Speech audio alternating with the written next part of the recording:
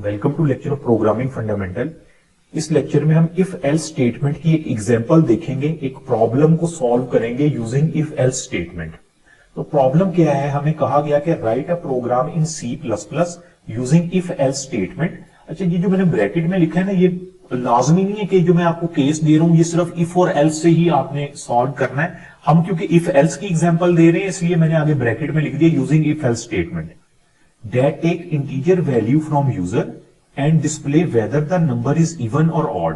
यानी यूजर कोई value enter करेगा, कोई नंबर एंटर करेगा, इंटीजर नंबर, और हमारा प्रोग्राम हमें बताएगा कि यूजर ने जो नंबर एंटर किया वो नंबर इवन है या ऑड है। तो इसको किस तरह से सॉल्व करेंगे, ये इसका कोड एक आपके सामने लिखा हुआ है।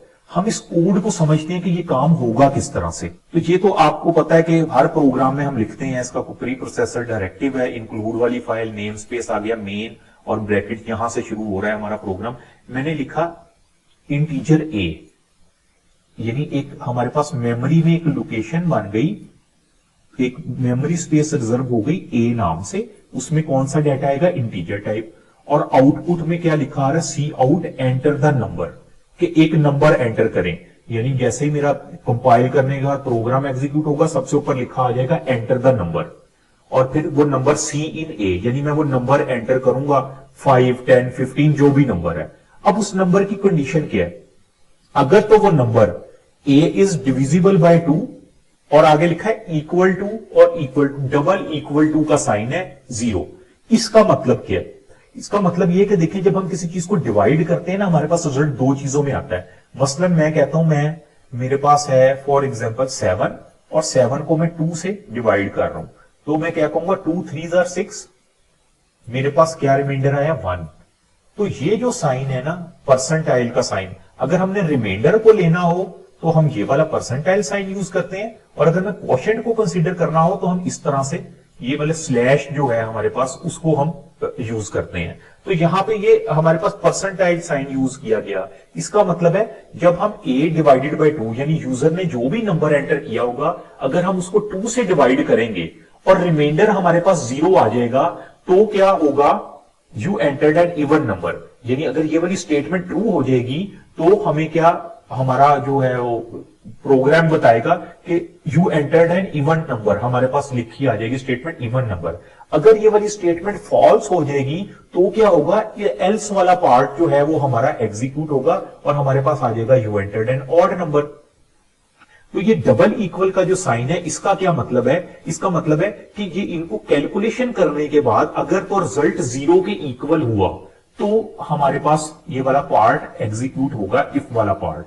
अब सिंगल, यहां पे ये नहीं आपने लिखना कि हम अगर सिंगल 0 लिख देते यानी इक्वल टू 0 कर देते, तो वो असाइनमेंट ऑपरेटर कंसीडर होना था। उसका मतलब होना था ये जो 0 वैल्यू है ये हमने यहां पे कहीं पे असाइन करनी है, इसलिए हमने डबल इक्वल टू का साइन डाला, 2 दफा साइन डाला, क्योंकि वो इक्वल्स टू को शो करता है और सिंगल जो साइन होता है वो असाइनमेंट ऑपरेटर कहलाता है। तो एक एग्जाम्पल, फॉर एग्जाम्पल मैं आपको कहता हूं कि सी इन की वैल्यू मैंने एंटर कर दी 8, लेट्स से 8 एंटर की मैंने।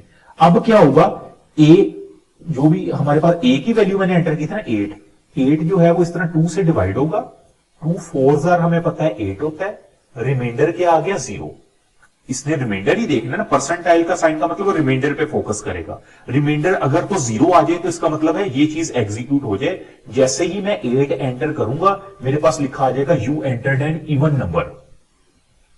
अगर मैं यहां पे फॉर एग्जांपल कहता हूं मैंने 7, जिस तरह ये लिखा हुआ मैंने 7 एंटर कर दिया, अगर मैं 7 एंटर करता 2 3 6 1 बच जाना था, यानी मेरे पास रिमाइंडर 1 आ जाना था, वो तो 0 के इक्वल नहीं है।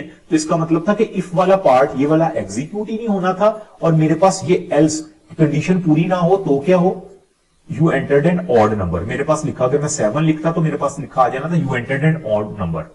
तो ये बेसिकली इस तरह से एक छोटा सा हमने एक प्रॉब्लम देखा इफ एल्स स्टेटमेंट की एग्जांपल के तौर पे कि किस तरह से हम आइडेंटिफाई करेंगे कि नंबर इवन है या ऑड है हमारे पास। यहां पे एक चीज और नोट कर लें, देखिए मैंने इफ के बाद ये ब्रेसेस लगाई हैं, सी आउट जो कंडीशन लिखी है, एल्स में भी ये जो रेड कलर की ब्रेसेस नजर आ रही हैं। अगर तो एक ही कंडीशन हो ना, मैं ये ब्रेसेस ना भी लगाऊं मेरा प्रोग्राम फिर भी चलेगा। अगर मैं ये करवाना चाह रहा हूं ना कि मैंने कहा कि a इज डिविजिबल बाय 2 और इक्वल टू 0 हो जाए, तो लिखे you entered an even number, और फिर मैं कुछ और भी साथ सी आउट करवाना चाहूं, 2 या 3 स्टेटमेंट मैं चाहूं एक कंडीशन ट्रू होने पे चले, फिर तो कर्ली ब्रेसेस जरूरी है। अगर मैंने सिर्फ एक ही स्टेटमेंट एग्जीक्यूट करवानी है इस कंडीशन के ट्रू होने पे, फिर मेरे लिए कर्ली ब्रेसेस इतनी जरूरी नहीं है। लेकिन हम कह चुके हैं कि हम अपनी बेहतर प्रैक्टिस के लिए अगर सिंगल स्टेटमेंट भी हो तो उसको भी कर्ली ब्रेसेस में लिखेंगे, ताकि हमारी एक आदत बन जाए। इसलिए ये जो मैंने रेड कलर इनका स्पेशली कलर चेंज कर दिया था, ताकि आपको ये कॉन्सेप्ट समझ में आ जाए,